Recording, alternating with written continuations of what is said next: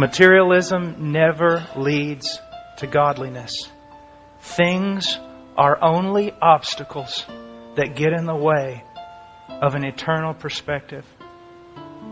We talk about mission.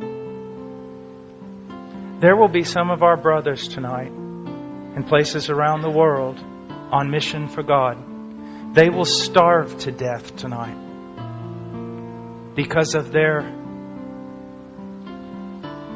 confession of Christ. There are others that will live in places you wouldn't put your pigs for the sake of Christ.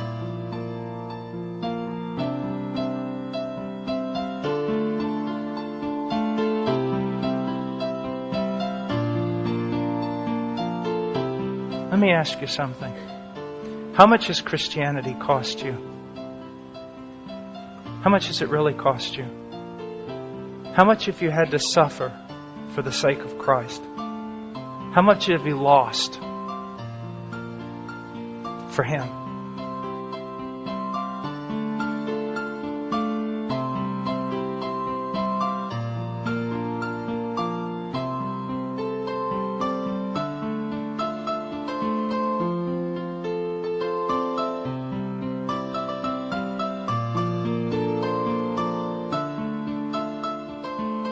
I'll always ask young people,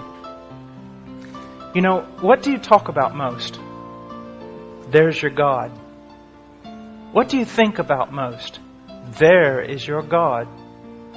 What do you have your eye set upon? There is your mission, and your God, and your heart, and your treasure.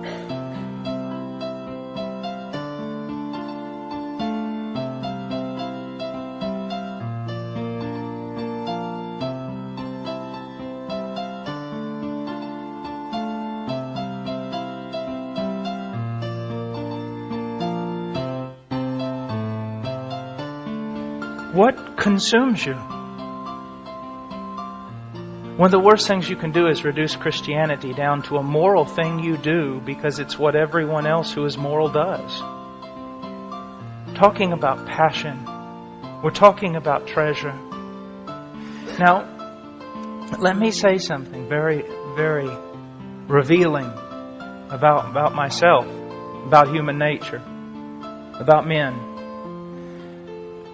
When I was in Peru serving the Lord, it was during a terrible war. People were dying all around. Sometimes I was in the city of Lima, which was considered the worst place on the face of the earth at that time.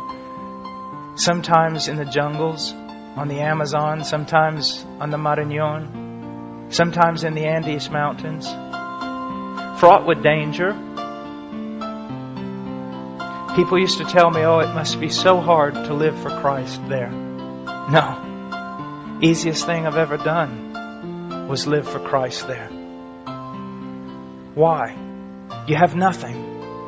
You have nothing but Christ. And if Christ doesn't save you that day, you won't be saved. If He doesn't feed you that day, you won't be fed. If He doesn't protect you, you will not be protected.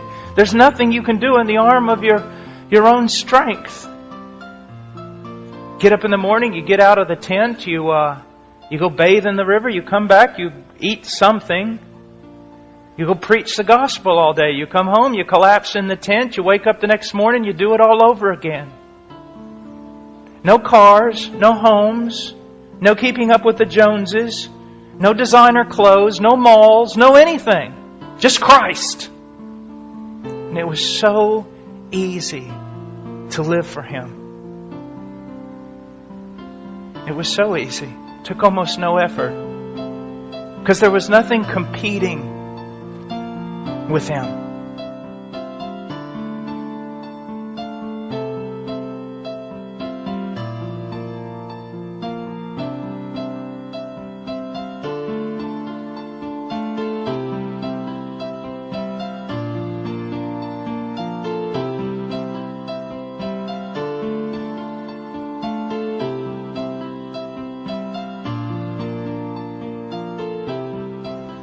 I feel like one of the worst things that ever happened to me, even though I know it isn't, because it is within the will of God, God called me to come back to the United States. Oh, it was hard. It was horrible. It still is. Try being in Peru in all that poverty and then snap yourself out of there in 1 second and stand in the middle of a North American mall. It'll make you want to puke.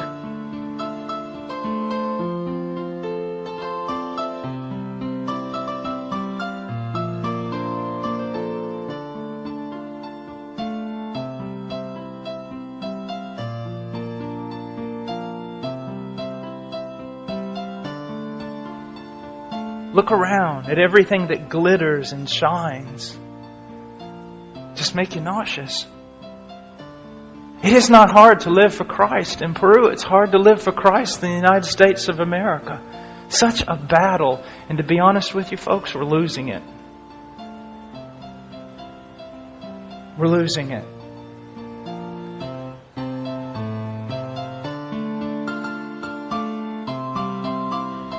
We're losing it.